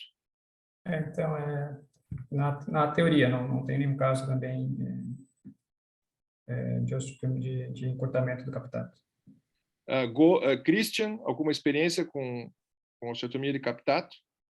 Não tenho nenhum caso, Henrique, de osteotomia de capitato. Eu gostaria só de chamar a atenção dos colegas para a gente, no diagnóstico diferencial do Kimball, que eu acho que é importante, né, a gente colocar tanto o cisto ósseo, como também o impacto no carpal, né? Às vezes você vê na ressonância uma imagem mais para o bordo lunar do semilunar e acaba entrando nessa questão de ficar em dúvida também, né? Mas voltando ali ao encurtamento do captato, não tenho experiência prática, não. Lenzi, alguma experiência com encurtamento captato? Não tenho experiência, teria receio para pseudoartrose. Essa é uma... O pessoal que faz osteotomia do captato realmente está sendo umas complicações mais frequentes, que é a pseudoartrose do captato. Professor Falopa, experiência com encurtamento de captato? Nunca fiz nenhuma experiência. Também. Nem tenho vontade de fazer, hein? Tem outras alternativas. Nem farei. Somos dois. Eu também nunca fiz uma osteotomia de captato. Eu trouxe esse caso justamente para mostrar que na literatura está descrito e alguns colegas fazem isso. O colega é o Fernando, né? Tem alguma experiência aí com osteotomia de captato? Também não. Também Tenho, não. Bom, então já que ninguém tem experiência, eu vou passar esse caso adiante. Então, aqui a gente tem o último caso. Esse é um caso do Christian, que está debatendo conosco. E ele compartilhou esse caso aí, um masculino, 30 anos, dor no punho direito, e tem essa ressonância, que chama bastante atenção, né, pela hipercaptação. Christian, tu pediu essa ressonância com gadolínio? Sim, Henrique. Já estava atualizado aí nos estudos. Deve ter uns 2 anos, eu acho, aí de pós-operatório esse paciente. Certo. O Fernando, só silencia o teu áudio aí. Desculpa. Porque às vezes tem ruído externo, daí silencia o áudio só. Guilherme, agora que a gente sabe tudo sobre ressonância e classificação, 30 anos, dor no punho, alguma opção de tratamento assim bem sintética? Aí, não fazer nada? Nesse caso. Nesse caso, Henrique, é o cord compression. Cord compression. Leonardo? Leonardo está na escuta? Deve ter caído a ligação. Perdi aqui, voltei agora. Olha, a princípio seria a minha opção também, Henrique. A descompressão. Eu acho que sim. Tem a imagem radiográfica? Não, só a ressonância. Não, só a ressonância. Ressonância. Tá. Não tem rotação do carpo, nada, né? Não, em princípio parece ser um comprometimento circulatório do semilunar. Seria um Schmidt A para B, né? A gente nunca sempre vai. A princípio seria mesmo. Tá. Taca alguma coisa diferente? Algum enxerto vascularizado aí do Bertelli para... Não, nesse caso, compressão. Descompressão. Cord compression. Ok. Talvez uma videoartroscopia para ver a superfície articular, ok, uma sinovectomia, mas podia fazer as duas coisas. Isso é importante, né? A artroscopia ela veio e está crescendo bastante. Toda vez que a gente vai nos congressos para se atualizar, a gente vê bastante temas como doença de Kimball, pseudoartrose cafóide, que o pessoal usa a artroscopia tanto para diagnóstico quanto para definição de tratamento, né? Algumas condutas acabam mudando pela artroscopia. Christian, compartilha conosco aí o que tu pensou nesse caso aí. Eu conversando com o paciente, ofereci as 2 principais opções ali, que seriam o enxerto vascularizado e também a descompressão, né? O paciente era policial militar e ele não acreditou muito na descompressão. quis fazer a segunda opção, que foi o enxerto vascularizado, mas eu acredito que as 2 opções estariam bem indicadas. Então, a conduta realizada pelo colega foi um enxerto do 4-5, né? E aqui ele tem uma ressonância com 9 meses de pós-operatório e o resultado funcional. Bom, queria agradecer a presença de todos. Vou dar a última chamada assim em roda para todo mundo deixar a sua dica e truque e sua consideração final aí, a mensagem para levar para casa. Taca. A minha mensagem é, quando tem dor no dorso do punho, dor no semilunar, pensar em Kienbock, fazer o diagnóstico diferencial e o tratamento precoce. Isso vai dar um bom resultado no futuro, talvez. E é uma patologia que ainda, a etiologia, a fisiopatologia e o tratamento ainda são um pouco incertos. Ok. Leonardo, mensagem para casa. A minha mensagem é diagnóstico mesmo. A minha experiência é muito maior com Kienbock avançado do que com diagnósticos precoces. Então, tanto nós fazermos diagnóstico como ensinarmos a fazer o diagnóstico, né? Então, isso que a gente está fazendo aqui é importante, é levar mais conhecimento, chamar atenção para a doença, para que esses casos sejam diagnosticados mais precocemente e o paciente tenha um resultado melhor. Ok. Fabian. Além do que tudo já foi falado, é isso, assim, partir da premissa de procurar sempre buscar bons resultados, assim, numa fase inicial, pegando paciente jovem, né, tentando fazer algo mais simples e não evoluindo bem, né, partir para algo, de repente, mais complexo. E levar em conta a sintomatologia do paciente, né, se falar da dor, mas pensar também na questão da limitação de movimento, ou então a conduta ela vai mudar se tem paciente com boa mobilidade ou com baixa mobilidade, em ser mais agressivo ou não. Não se preocupe, claro, a radiografia ela vai acabar norteando, mas pensar na sintomatologia do paciente como um grande norteador assim, para proposta de tratamento. Ok. Christian. Diagnóstico precoce, né, tratamento precoce, tentar ser dentro claro, as condições que a patologia apresentar, o menos agressivo assim possível, né, com a menor morbidade possível, e pedir para os colegas fazerem um acompanhamento a longo prazo desses pacientes, que nós precisamos, além de demonstrar os resultados iniciais, assim, acompanhamento a longo prazo, né, para saber quais são os desfechos aí. Ok. Guilherme, tuas considerações finais? Um diagnóstico precoce, tentar reunir o máximo de informações para tentar nortear o tratamento e principalmente nesses casos assim que consegue ser feito o diagnóstico precoce, o menos é mais, né? Tentar ser o menos agressivo, e eu acho que a artroscopia ainda não tem nada falando definitivamente sobre ela, mas eu acho que a artroscopia está aí para ser uma importante ferramenta para nos ajudar aí a ser menos invasivo e ser mais assertivo no tratamento. Professor Falopa, considerações finais para casa.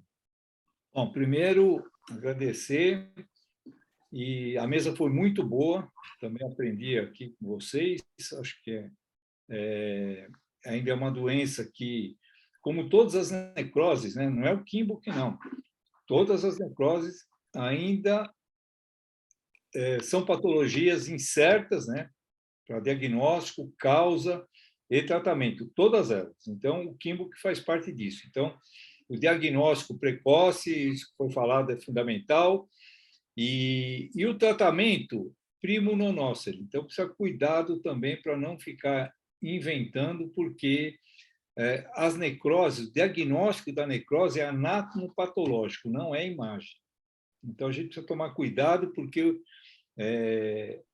muitas vezes a imagem, esses edemas transitórios, tudo, não é Kienbock, o cisto ósseo não é Kienbock, então, patologias que são diagnosticadas como Kienbock não são Kienbock. Tem que entender que é anatomopatológico a necrose, em qualquer osso do esqueleto. Então, o diagnóstico é importante e o tratamento depende aí de vários fatores, né, relacionados ao paciente, às condições do colega. Então, aí não tem uma fórmula única, né? Mas eu queria parabenizar todos vocês. Obrigado. Então, dando por encerrada, eu agradeço também a presença de todos os participantes, professor Falopa, todos aqueles que participaram. Chegamos a ter aí quase que 30 participantes, né, Funchal? Não batemos o joelho, mas é difícil bater o joelho, né? Funchal, as palavras finais. Não, com certeza absoluta, independente de qualquer coisa, acho que primeiro, muito obrigado ao Dr. Falopa pela disponibilidade de horário, né? E está aqui dando uma brilhante aula para nós, né? Falando dessa patologia, compreendendo também aí a nossa vontade de trazer assuntos como esse aí para ser discutido entre especialistas, né? Aqui do nosso estado, né? E mostrar que o estado tem realmente pessoas super gabaritados aqui para para discutir sobre esse assunto, né, como o nosso presidente, doutor Henrique, o Lenzio, o Taco, o Lazzarini, né, o Christian, o Fabian, quer dizer, e todos os outros aí que estiveram aí presentes, né, e pessoas de longe que estiveram aí, que o próprio Henrique chamou a atenção no começo.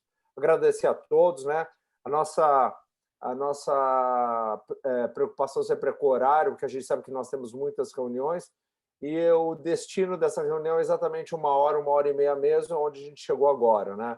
Então, simplesmente dar uma boa noite a todos vocês, agradecer aí esses horários que vocês destinaram aí a esses SBOT Santa Catarina e dizer que daqui 15 dias nós temos mais. Um abraço a todos, boa noite. Tchau, boa noite. Tchau, até logo. Boa noite. Boa noite.